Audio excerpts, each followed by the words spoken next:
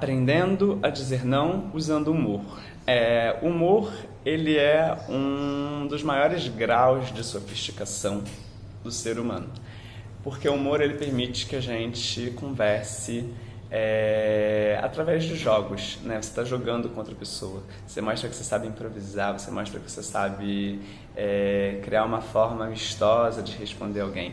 Quando a gente consegue trazer humor para as nossas conversas, a gente consegue, inclusive, dizer não ou negar algumas situações de uma maneira mais amistosa do que simplesmente dizer não, não quero, isso não é assim, né? A gente é muito rígido, muito duro. Muitas vezes a gente associa não com falta de educação, com falta de empatia, com ignorância, com um comportamento que seja mais grosseiro, enquanto que um não, ele é simplesmente um não. Tudo na vida depende da forma como a gente diz as coisas. Então, tudo aquilo que poderia ser dito mais direto, mais reto, mais impositivo, mais grosseiro, pode ser dito da mesma maneira, de uma forma mais subjetiva, mais curvilínea, mais doce, mais afetiva, mais empática. Então a gente tem que aprender a trazer humor para as nossas situações. Às vezes alguém vai brincar contigo, né? Eu lembro que eu tinha uma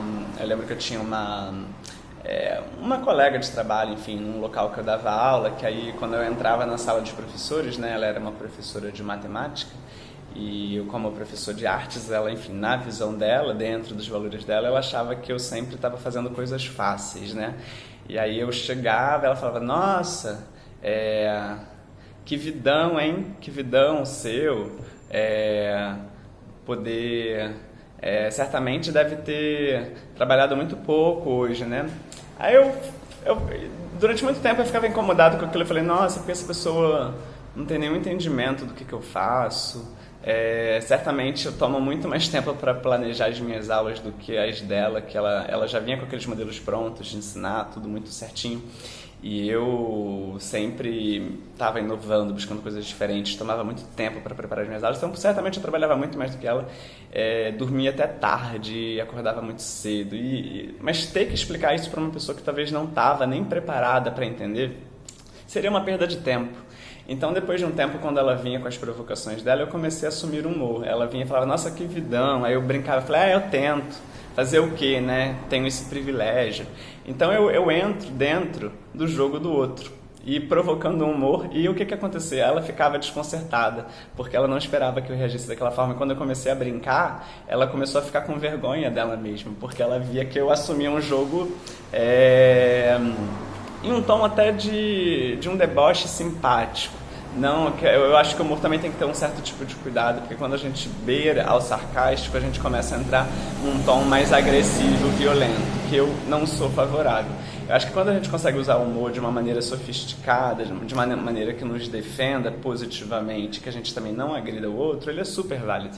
Então é a gente começar a entrar nesse jogo, inclusive um jogo de fingir demência, né? Quando a gente fingir demência é super saudável. Quem não saiba, pratique e verá que é muito saudável. É importante fingir demência, é importante filtrar algumas coisas, passar por cima, ou usar um humor para fazer a situação dispersar, porque tem pessoas que não estão preparadas para a gente ter uma conversa de nível mais profundo. Então, às vezes, a gente tem que usar o humor para a gente passar por cima mesmo de algumas situações. Nesse sentido, o humor ele é transgressor, ele é revolucionário, ele é muito saudável e muito positivo. Então é isso, experimentem usar o humor nas conversas de vocês, nas falas de vocês, usar o humor quando você tem que passar por uma situação que às vezes é desconfortável. O humor está aí e ele requer uma sofisticação, e a sofisticação requer prática, então pratiquem e experimentem. É muito bom experimentar. A gente só pode crescer quando a gente experimenta. Se a gente pratica o mesmo padrão, o mesmo ritual, o mesmo caminho, a gente se mantém no mesmo caminho. A gente tem que se experimentar para a gente se ousar ser diferente.